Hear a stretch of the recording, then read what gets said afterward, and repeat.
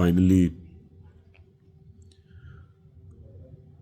আপনাদের সাথে কিছু কথা বলতে চাই। আমি আসলে কখনোই চাই নাই যে মানুষটা পৃথিবী থেকে চলে গেছে সেই মানুষটাকে নিয়ে খুব বেশি বড় কোনো কনভারসেশন আপনাদের সাথে করতে। আমার ওয়াইফ ইকরা, ওই যেহেতু এই পৃথিবীতে নাই, ওরে নিয়ে এত ক্লিয়ারিফিকেশন, ওকে নিয়ে এত কনভারসেশন আমার কাছে মনে হয়েছে যে দরকার নাই। আমি বরাবরই আমার সংসারের ব্যাপার, আমার ঘরের ব্যাপার আমি ঘরে রাখতে পছন্দ করি। সেই জায়গা থেকে ওর মৃত্যুটা এমনিতেই আমাকে যে ট্রমা দিচ্ছে, ওর মৃত্যুটা আমাকে আসলে মানে পাথরই বানায় ফেলছে একরকম। এগুলো নিয়ে আমি আসলে কথা বলতে চাই নাই, কিন্তু আমার কাছে মনে হয় যে আপনারা গল্পের একটা পাতা পড়েই পুরো গল্পটাকে জাজ করতেছেন। একটা পৃষ্ঠা পড়েই পুরো গল্পটা সম্পর্কে আপনারা আপনাদের মনের মতো করে যা খুশি বলতেছেন। পাতার এক পাশ পড়ে আরেক পাশ পড়বেন না, এটা তো হয় না, তাই না? আর আমি আসলে কোনো কিছু প্রপারলি গুছায় বলার মতো স্টেটে নাই, পরিস্থিতিতে নাই।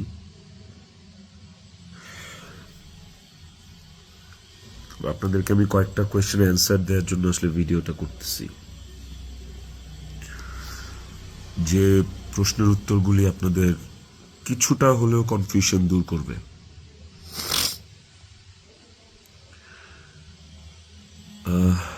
শেষ প্রশ্নটা থেকেই আসি আপনাদের। আমি এই ভিডিওতে সবকিছু ক্লিয়ার করবো, এভরিথিং। আমি আপনাদের প্রত্যেকটা প্রশ্নেরই উত্তর দেওয়ার চেষ্টা করব। তো আপনাদের শেষ প্রশ্নটা ছিল যে মানুষটা একটা মানুষকে ভালোবাসা প্রমাণ দিতে যে আত্মহত্যা করে চলে গেল, মরে গেল, আমি ওই মানুষটা শেষবারের মতো মুখটাও দেখতে আসলাম না। এই যে আপনাদের প্রশ্নটা, আচ্ছা আপনারা কি আমার দেশে আসার মতো পরিস্থিতি রাখছেন? হ্যাঁ, আমি দেশে আসা মাত্রই আমার উপর মব সৃষ্টি হবে। আমি দেশে আসার মাত্রই আপনারা আমাকে টাইনা ছিঁড়ে ফেলবেন। আমার ফোনে এত এত এত থ্রেটস আমি আপনাদেরকে বলে বুঝাইতে পারবো না। আমার কাছে এমনও ইনফরমেশন আসছে যে এয়ারপোর্টের বাইরে লোক রেডি করা আছে। আমি যাওয়া মাত্রই they will gonna hit me, they will gonna kill me. Police ধরে নিয়ে গেলে ওকে, আমি সেটা আইনিভাবে ফেস করব, কিন্তু এখন যদি আমিও মারা যাই, আমিও রিজিকের মার কাছে চলে যাই, রিজিকের কি হবে? আপনারা কি চান যে রিজিক তার বাবাকেও হারাক? এই ছেলেটার কি দোষ? এই ছেলেটা বড় হবে না?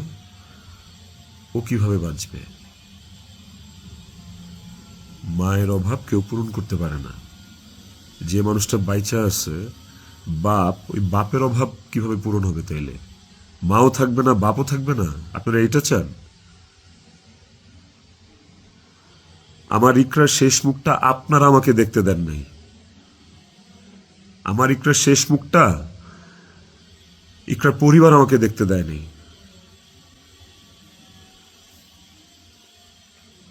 16 বছর সংসার করছি, 16 বছর একটা শত্রুর সাথেও যদি কেউ এক ছাদের নিচে থাকে, সে মারা গেলে তার চেহারাটা দেখার জন্য ছটফট করে মানুষ। আর আমার বউ ছিল, আমি ভালোবাসা তার বিয়ে করছি, ওই মানুষটা মারা গেছে, তার শেষবারের মতো তার চেহারাটা আমি দেখবো না?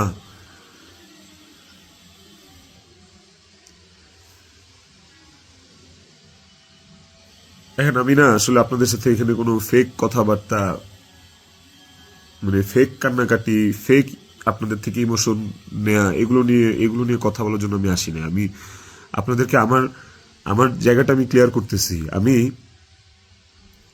নাম হয়ে গেছি।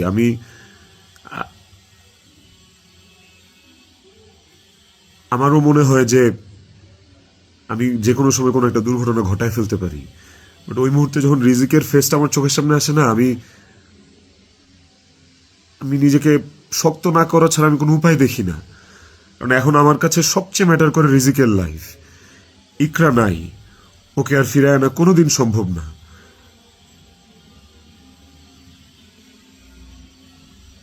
আমার কাছে এখন সবচেয়ে বেশি প্রায়োরিটি হচ্ছে রিজিকের জীবনটা।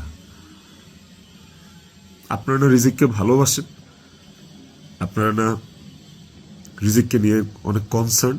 এই যে এত এত গালি আর হেট্রেড আমাকে নিয়ে, এত কিছু, সব কিছুর অ্যান্সার আপনাদেরকে আমি দিব। তার মধ্যে একটা জিনিস আমাকে একটু হলেও স্বস্তি দিছে, সেটা হচ্ছে যে আপনারা রিজিককে নিয়ে অনেক কনসার্ন। তাহলে রিজিক তার বাবা হারাইলে আপনারা খুশি হবেন? আপনাদেরকে আরেকটা কথা বলবো, সেটা হচ্ছে যে আপনারা অনেকেই বলতেছেন যে এদিকে বউ মারা গেছে অথচ আমি আসতেছি না, নেপাল থেকে আসতে কয় ঘন্টা লাগে, নেপাল কি মঙ্গল গ্রহে নাকি, অনেক অনেক কথা বলতেছে। কন্টেন্ট ক্রিয়েটাররা ভিডিও বানাইতেছে যে নেপাল থেকে আসলে 1 ঘন্টা লাগে, এই লাগে সেই লাগে। ভাই, আমি নেপালে 18 বার আসছি, আমি জানি নেপাল থেকে যেতে কতক্ষণ লাগে। কিন্তু নেপাল থেকে বাই রোডে বাংলাদেশে যাওয়ার কোনো সুযোগ নাই। ইন্ডিয়া হয়ে বাই রোড যাওয়া যায়, সেটাও লুকায় টুকায় যাওয়া যায়, অথবা ইন্ডিয়ার ভিসা থাকা লাগে। কিন্তু যেদিনের ঘটনা, সেদিন আমি এমন কোনো চেষ্টা বা প্রয়াস বাদ রাখি নাই যে নেপাল থেকে বাংলাদেশে যেন আসা যায়। সেটা বাংলাদেশ নেপাল ডিরেক্ট ফ্লাইট হোক, ছিল না। ট্রানজিট ফ্লাইট ছিল না, একটা ট্রানজিট ফ্লাইট ছিল, ওইটার টাইম আর ওইটাতে আসলাম, ওকে পরের দিনে আসতে হইতো। তারপর আমি বিজনেস ক্লাস ট্রাই করছি, যে কোনো ট্রানজিট ফ্লাইটে বা নেপালের ফ্লাইটেই কোনো বিজনেস ক্লাস আছে কিনা। আমি অনেকভাবে চেষ্টা করছি যে সামহাও বাংলাদেশে আমি ঢুকতে পারি কিনা, বাট ওই দিন, যেদিনের ঘটনা, ওই দিন আমি কোনোভাবেই টিকিট ম্যানেজ করতে পারি নাই। এটা হচ্ছে যেদিনের ঘটনা, সেদিনের কথা বললাম। আর এরপরের দিন আপনারা যে বলতেছেন যে শেষ দেখাটাও দেখলাম না, আসলাম না, এই না সেই না, আমি টিকিট কাটছিলাম। কারণ ওই টিকিটটা ছাড়া অন্য কোনো টিকিটে আসলেও আমাকে দেরি করে আসতে হইতো। সো সবচেয়ে ফাস্টেস্ট টিকিট ছিল এটাই, বাংলাদেশ বিমানের কাঠমান্ডু টু ঢাকা, বাংলাদেশ বিমানের কাঠমান্ডু টু ঢাকা। দেখেন এখানে লেখা আছে 1 মার্চ, এই যে 1 মার্চ। আমি টিকিট কেটে ইমিগ্রেশন পার করেও চলে আসছি। তারপরে যেটা হয়েছে, আমার কাছে ইনফরমেশন আসছে যে এয়ারপোর্টে এভরিথিং ওয়াজ রেডি। আমি ঢুকা মাত্রই আমাকে হিট করবে বা আমাকে পুলিশের হাতে পড়ার আগেই আমাকে যা করার করবে। তো ওই অবস্থায় তো আমি দেশে ঢুকবো না। এবং এর সাথে শুধু আমার কাছের মানুষজনই যে জড়িত তা না, আর অনেক মানুষজন জড়িত। আমি পুরোটা না বলি, কাউকে ছোট করতে চাই না বা কাউকে আমি এখনই দোষ দিতে চাই না। তো আমি যখন বুঝতে পারলাম যে আমি দেশে আসা মাত্রই আমার উপর অ্যাটাক হবে এবং এটা হিতের বিপরীত হবে, এবং এখন মব হলে যেটা হয় যে পুলিশও আসলে অনেক সময় নিরুপায় হয়ে যায় সিচুয়েশনে, ওই জিনিসটা অ্যাভয়েড করার জন্য যে আমার কিছু হইলে এখন আমার ছেলের কী হবে, আমার ছেলে তো আমার পথ চেয়ে বসে আছে, ওই ব্যাপারটা যখন আমি জানতে পারি, ক্লিয়ারিফাই হই, তখন আমি ইমিগ্রেশন ক্রস করার পরেও আমি অফলোড হই। দেখেন এখানে রিজেক্টেড লেখা আছে, অফলোড হওয়ার। তো এই ছিল রিজন। আর যারা বলতে চাচ্ছেন যে আমি আসি নাই, আমার আসার ইচ্ছা নাই, দেখার ইচ্ছা নাই, খুবই বুলশিট কথা এবং ভুল কথা। আমার বউ মারা গেছে, যার সাথে আমি 16 বছর কাটাইছি, যারা আমি ভালোবেসে বিয়ে করছি, যাকে আমি ভালোবাসছি, তার শেষ মুখটা আমি দেখতে আসবো না, এটা শুনতে পাইলেও বা এটা শোনার পরও আসলে আমার কলিজাটা কাঁপা ওঠে, আমার ছটফট করে। আমি যখন আপনাদের রিলস দেখি, আমি যখন আপনাদের ভিডিও দেখি যে কবরে শোয়ানো হচ্ছে, কবর খোঁড়া হচ্ছে, লাশের গাড়ি যাচ্ছে, ভাই আমি ঠিক থাকতে পারি না। আমার ভেতরটা যে কেমন ছটফট করে, আমি আপনাদেরকে এটা বুঝাইতে পারবো না। এইটা বুঝানোর সাধ্য কারো নাই, যার যায় সে বুঝে। বিশ্বাস করেন, যার যায় একমাত্র সে বুঝে, আর কেউ না। আপনাদের অনেক বড় একটা প্রশ্ন, অনেক বড় একটা জানতে চাওয়া যে ইকরার সাথে আমার এমন কি কথা হইল যে ইকরা সুইসাইড করতে বাধ্য হয়েছে। ইকরার সাথে আমার ভিডিও কলে ইকরা এমন কি দেখলো যে ইকরা আত্মহত্যা করলো। তো নেপালে আসার পর থেকে সমস্ত কনভারসেশন ইকরার সাথে আমার শেষ পর্যন্ত আমি আপনাদেরকে প্রোভাইড করব। কমেন্ট সেকশনে আপনারা দেখবেন, দেখলে আপনারা বুঝতে পারবেন যে আসলে কি ঘটছে বিষয়টা। আরেকটা যে বিষয় সেটা হচ্ছে যে কিছু স্ক্রিনশট ঘুরে বেড়াচ্ছে ফেসবুকে, সোশ্যাল মিডিয়াতে, যে ওখানে লেখা আমি ইকরাকে বলতেছি আমি ওকে ডিভোর্স দিয়ে তিথিকে বিয়ে করব, অ্যান্ড আপনারা ভাবতেছেন এই জন্য ইকরা সুইসাইড করছে। আপনাদেরকে বলতে চাই ওই স্ক্রিনশটটা পুরোটাই ফেক। কারণ হচ্ছে আমি কোনোদিন ইকরার সাথে বাংলায় কনভারসেশন করি নাই, কোনো চ্যাটিংয়েই ওর সাথে আমার কোনোদিন কোনো বাংলায় এরকমভাবে বাংলা লেখায় ওর সাথে আমার কোনোদিন কোনো কনভারসেশন হয় নাই। ইকরার সাথে আমি সবসময় বাংলা আর ইংলিশ মিক্স কনভারসেশন করছি। বাংলা আর ইংলিশ মিক্স বলতে বাংলিশ ভাষায় আর কি, বাংলাটাকে ইংলিশে লিখে ওর সাথে কনভারসেশন করছি। তো ওই স্ক্রিনশটটা দেখে আপনারা ভুল বুঝেন না, মিসজাজ করেন না, ওটা একটা ভুয়া এবং ফেক স্ক্রিনশট। আমাকে ফাঁসানোর জন্য আসলে ওই স্ক্রিনশটগুলো বানানো। কে বা কারা বানাইছে আই হ্যাভ নো আইডিয়া। তো টক্সিসিটি একটা বিষয়, আমাদের রিলেশনশিপটা অনেক আগে থেকেই টক্সিক ছিল, অনেক আগে থেকে টক্সিক ছিল। তিথির সাথে পরিচয় হওয়ার আগে থেকেও টক্সিক ছিল, অ্যান্ড ও অনেক আগে থেকে আমার কাছে ডিভোর্স চাইতো, কিন্তু আমি কোনোদিনই ওকে ডিভোর্স দিতে চাইনি, তালাক দিতে চাইনি। আমার একটাই কথা ছিল যে আমি সংসার করব, কারণ আমি নিজে একটা ব্রোকেন ফ্যামিলি থেকে বড় হওয়া ছেলে। আমি যখন ক্লাস 5 বা 6 পড়ি তখন আমার বাবা মার মধ্যে ডিভোর্স আর সেপারেশন হয়। আমি খুব ভালো করে ফিল করছি, আমি নিজে ফিল করছি যে একটা ব্রোকেন ফ্যামিলিতে একটা সন্তান কোন ধরনের ইনকনভেনিয়েন্স, কত ধরনের সমস্যা ফেস করে, তার মেন্টাল স্টেট কেমন হয়। আমি কোনোদিনই চাইনি রিজিক এই স্বাদটা পাক।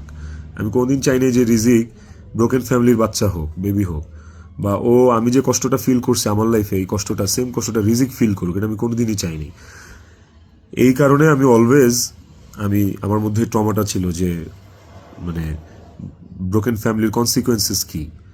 আমি কোনোদিন ওর কাছে বলি নাই যে আমি ওকে ডিভোর্স দেবো বা আমি ডিভোর্স দিতে চাই। আমি অলওয়েজ ওর সাথে সংসারই করতে চাইছি। তো স্ক্রিনশট দিব, আপনারা দেখতে পাবেন। ইকরা শুরু থেকেই, আমাদের সম্পর্কের শুরু থেকেই অনেক সন্দেহপ্রবণ ছিল, আর এই সন্দেহ প্রবণতার কারণে আসলে আমাদের সম্পর্কটা বেশ টক্সিক হয়ে গেছিল। আর এই টক্সিসিটির মধ্যেও আমরা আসলে সংসারটা চালায় যাচ্ছিলাম।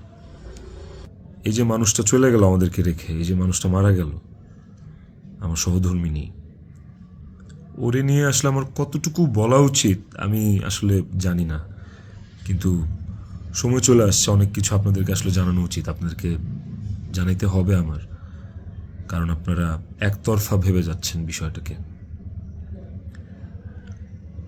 ওর কিছু বদভ্যাস ছিল, ওর জেনুইন কিছু বদভ্যাস ছিল যেগুলো আসলে ওকে আরও ক্রেজি করে ফেলছে, যেগুলো ওকে আরও মানে এমনি তো বাইরের মানুষ থেকে ট্রিগার্ড হইতো, ওই জিনিসগুলো ওকে আরও পেয়ে বসতো আর কি।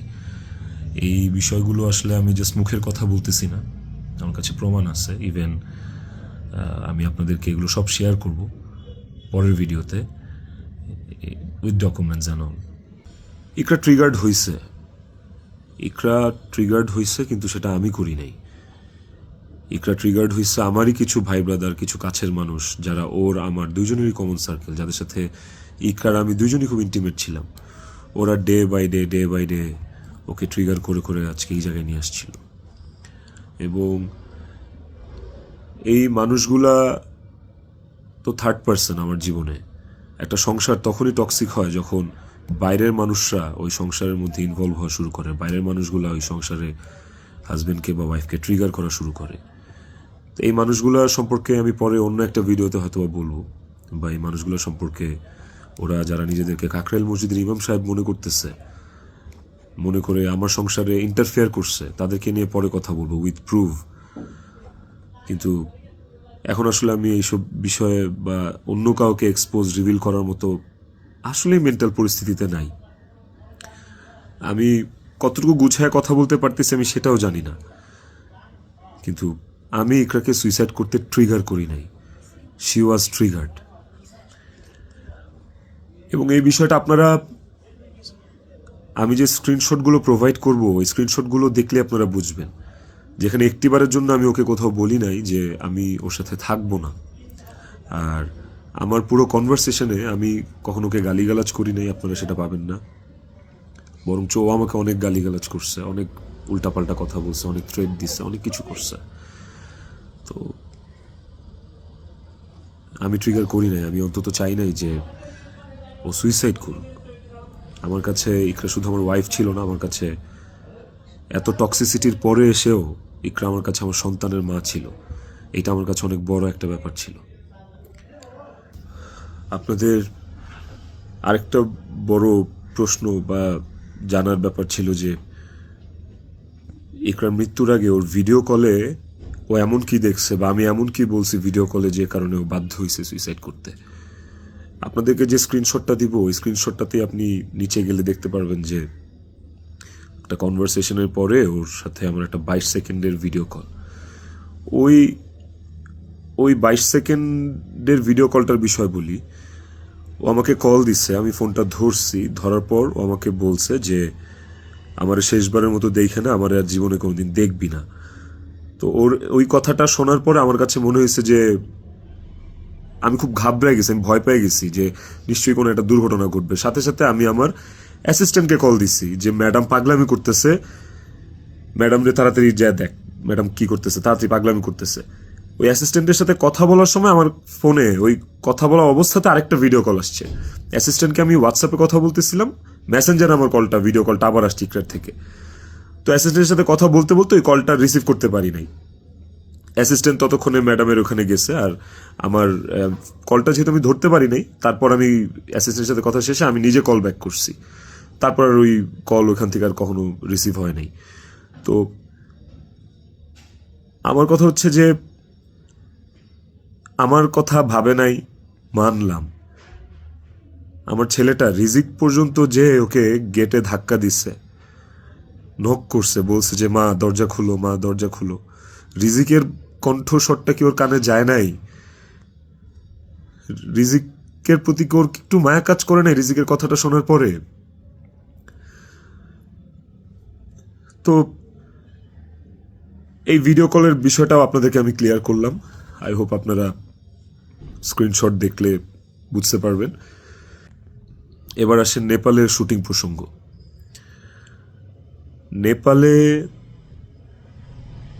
নেপালে কি আমি এই প্রথম জীবনে শুটিংয়ে আসছি?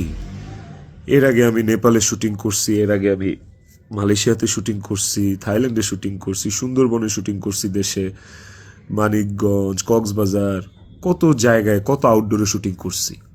তিথিও ছিল অনেক শুটিংয়ে।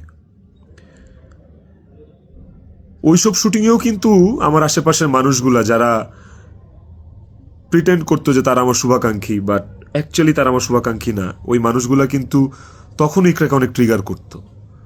কই, তখন তো ইকরা এই ধরনের কোনো স্টেপ নেয় নাই, তখন তো আত্মহত্যা করে নাই। আপনারা ইকরার আর ইকরার বান্ধবীর স্ট্যাটাস, সরি কি বলে ওটাকে, স্ক্রিনশট বোধহয় পড়ছেন। ওখানে কিন্তু ইকরা নিজেই স্পষ্ট লিখছে যে ও এইসব মানুষের কথাবার্তা নিতে পারতেছে না। গত 3 বছর ধরে ও এইসব মানুষের ট্রিগার আর সহ্য করতে পারতেছে না। ওর নিজের কথা ও নিজে লিখছে, আপনারা পড়ছেন। তো কিভাবে বলেন যে আমার ইকরাকে আমি মেরে ফেলছি? আমার ইকরাকে এইসব মানুষ মেরে ফেলছে, এরা মেরে ফেলছে ট্রিগার করতে করতে, ওর কান ভরতে ভরতে। ইকরা ওয়াজ সো সফট হার্টেড। ও বাইরে থেকে অনেক শক্ত কিন্তু ভেতরে খুব নরম একটা মানুষ ছিল। ওকে খুব সহজে ম্যানিপুলেট করা যেত। ও মানুষের কথা বিশ্বাস করত কারণ ও খুব সহজ সরল ছিল। তো এই আশেপাশের মানুষগুলো এই সুযোগটাই আসলে কাজে লাগাইছে, আশেপাশের মানুষগুলো এই চান্সটাকেই আসলে ইউটিলাইজ করছে। আপনারা অনেকেই বলতেছেন যে বউ ডিপ্রেশনে আছে আর জামাই নেপালে গার্লফ্রেন্ডের নিয়ে ফুর্তি করতেছে, বার্থডে উদযাপন করতে গেছে, এই ধরনের কথাবার্তা আপনারা অনেক বলতেছেন। দেখেন, এই নেপালে শুটিংয়ের আসার কিছুদিন আগে আমার নিজেরও বার্থডে ছিল। আমার বউ সুন্দর করে আমাকে সারপ্রাইজ দিচ্ছে, আমার ছেলে নিজের হাতে সাজাইছে, বাসায় আমার বার্থডে সেলিব্রেট করছে। তাইলে কি আমার বউ ডিপ্রেশনে ছিল? ডিপ্রেশনে থেকে আমাকে এত সুন্দর সারপ্রাইজ দিয়ে আমার বার্থডে সেলিব্রেট করছে। ওই ছবিগুলো তো ফেসবুকে আসছে, কিছুদিন আগের ছবি। আর নেপালের যে বিষয়টা, তার আগে বলি যে আমরা যারা ইন্ডাস্ট্রিতে কাজ করি, আমাদের যখন কারো জন্মদিন থাকে সেটের, সেটা যেই হোক, সেটা হিরো হোক, হিরোইন হোক, ডিরেক্টর হোক, প্রডিউসার হোক, একটা মেকআপ আর্টিস্ট হোক বা একটা প্রোডাকশন বয় হোক, আমাদের শুটিং সেটে যখন কারোর জন্মদিন থাকে, আমরা সবাই শুটিং টিম থেকে, শুটিং ইউনিট থেকে তার জন্মদিনটা সেলিব্রেট করার চেষ্টা করি। কারণ আমরা সবাইকে ফ্যামিলি মেম্বার মনে করি। কেক কাটি ওই মানুষটাকে খুশি করার জন্য। তো ওই শুটিংয়ের মধ্যে, নেপালের শুটিংয়ের মধ্যে তিথির জন্মদিন, একটা অ্যাক্টরের জন্মদিন, আমাদের নায়িকার জন্মদিন, ওইটা কেক কেটে সেলিব্রেট করাটা কি দণ্ডনীয় অপরাধ আমার জন্য? আর আমি তো সেলিব্রেট করি নাই, আমার তো সেলিব্রেশন ছিল না, পুরো ইউনিট সব কিছু অ্যারেঞ্জ করছে। আমি একটা কেকও দেই নাই, আমি একটা গিফটও দেই নাই ওকে। যে যার যার মতো গিফট দিচ্ছে, কেক আনছে, সুন্দর করে সবাই মিলে ইউনিটের পক্ষ থেকে আমরা ওর বার্থডেটা সেলিব্রেট করছি। এবং ওর বার্থডেটা যে সেলিব্রেট করছি সেটাও চেষ্টা করছি খুব লোকিভাবে করার। স্টিল অনেকে ছবি তুলছে, দিছে, বাট আমার কাছে মনে হয়েছে যে এই জায়গায় তিথির জায়গায় বিধি থাকতে পারতো, এই জায়গায় আমি থাকতে পারতাম, এই জায়গায় অনেকেই থাকতে পারতো। ধরেন এই নেপালে শুটিংয়ে আসার কিছুদিন আগে আমার জন্মদিন ছিল, তখন আমি একটা শুটিংয়ে ছিলাম, সেই শুটিংয়ে আমার জন্মদিন কেক কেটে উদযাপন করছে সেটে। তো আপনারা কি বলবেন যে আমার জন্মদিন উদযাপনের জন্য ওই দিন শুটিং রাখা হয়েছে, শুটিং করা হয়েছে? আর নেপালের মতো একটা আউটডোর শ্যুটে এমনি যাওয়া যায় না। একটা আউটডোর শ্যুটের অনেক প্ল্যান লাগে, যেটা 1-1.5 মাস আগে থেকে করা লাগে। যে আউটডোর শ্যুটের স্ক্রিপ্ট থাকা লাগে, অনেক কিছু আছে। আর্টিস্টদের স্কেডিউল, অ্যাকোমোডেশন, ট্রান্সপোর্টেশন, টিকিট, অনেক কিছু থাকে। সো বার্থডে উদযাপন করার জন্য নেপাল গেছি, এই কথাটাও আসলে যারা ইন্ডাস্ট্রির তারা আসলে এই কথাটা বলতে পারে না। বাইরের মানুষদেরকে আমি আর কি বলবো? তো এই বিষয়টাও আপনাদেরকে ছোট করে একটু ক্লিয়ার করলাম। আই হোপ এই জিনিসটাকেও আপনারা সহজ এবং সরলভাবে দেখবেন, এটাকে খুব জটিলভাবে দেখার কিছু নাই। আপনারা অনেক জায়গায়, অনেক ছবিতে, অনেক পোস্টে হয়তোবা দেখে থাকতে পারেন যে ইকরা এবং তিথি একই সাথে আছে, একই জায়গায় আছে, হয়তোবা কোনো পার্টিতে বা কোনো কফি শপে বা যে কোনো আড্ডায়। এরকম অনেক অনেক মোমেন্টস আমাদের একসাথে আছে, আমিও ছিলাম। এই আমার জন্মদিনে, আমার এই বছরের আগের বছরের জন্মদিনে সবাই ইনভাইটেড ছিল, সেখানে তিথিও ইনভাইটেড ছিল। যদি বিষয়টা এতটাই টক্সিক হইতো, তাইলে কি এই জিনিসটা এত সহজ হইতো একটা মেয়ের জন্য যে তার হাজবেন্ডের একটা মেয়ের সাথে রিলেশন, সেই মেয়েটাকে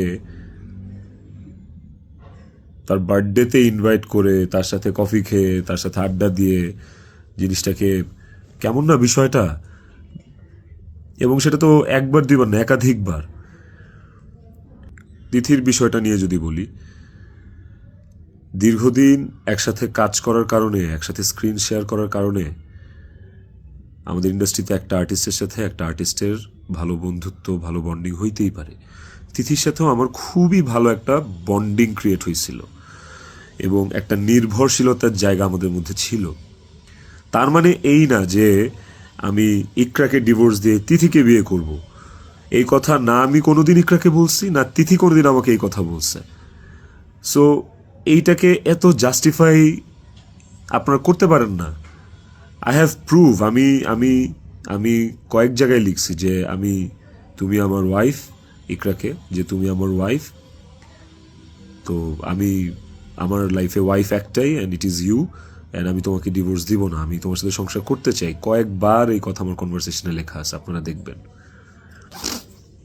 তিথির প্রতি এই সুন্দর একটা নির্ভরযোগ্যতার জায়গা তৈরি হওয়ার পেছনে যে কারণটা, সেটা হচ্ছে যে চারপাশে এত এত ভুল মানুষ দেখছি, চারপাশে এত এত কি বলে এটাকে, দুধের মাছি আমি পাইছি এই বিগত বছরগুলোতে। ওকে আমার কাছে অনেস্ট মনে হয়েছে, ওকে আমার কাছে ডেডিকেটেড মনে হয়েছে, আমার কাছে মনে হয়েছে যে অন্তত এই মানুষটা আমার জন্য ক্ষতিকারক না।